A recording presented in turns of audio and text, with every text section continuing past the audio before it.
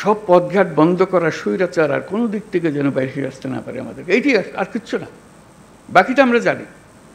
স্বৈরাচারের রাস্তাগুলো বন্ধ করে দেওয়া, প্রত্যেকটা, কোনো দিক থেকে সে যেন আর বাইরে না পারে।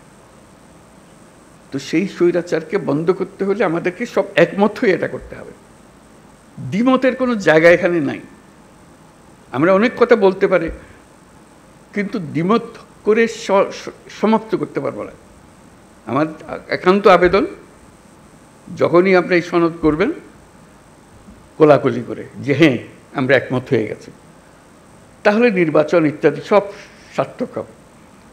যতই আমরা ওই নোকটা দিয়ে দিয়ে যাই, এখানে করবো, এই দিয়ে দিতে পারি, আমাদের মনের আশা ব্যক্ত করতে পারি, কিন্তু যেই মহান ঐক্য আমাদের দরকার, যেহেতু ওই আলাদিনের দৈত্য আমাদের সামনে আছে, তার হুকুম দেওয়ার আমার সুযোগ আছে।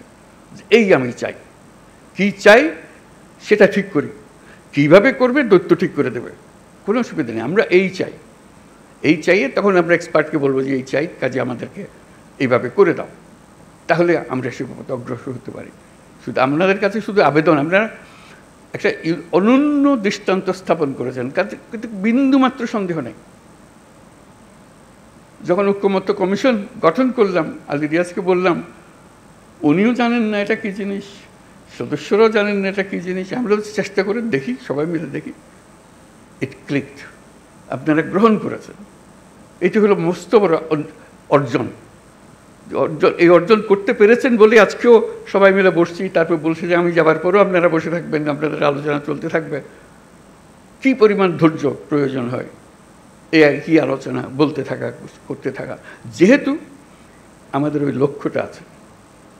ওই দৈত্যকে আমরা সবচেয়ে বড় কাজটা নেব, যেটা আর কেউ কোনোদিন চাইবারও সুযোগ পাবে না, এই দৈত্য কোনোদিন পাবে না।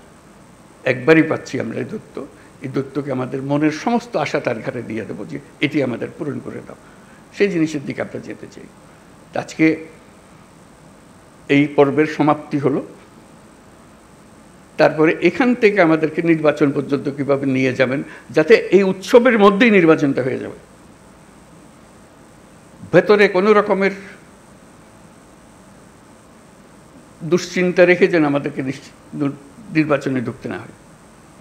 আমরা উৎসব এখান থেকেই সৃষ্টি হবে, এই উৎসব নিয়েই নির্বাচন হবে, এবং নির্বাচন ফেব্রুয়ারির প্রথমার্ধেই হবে। এটা পরিষ্কার করে হবে। আর বাকিগুলো হলো ডিটেলস। এইটি হলো পথ।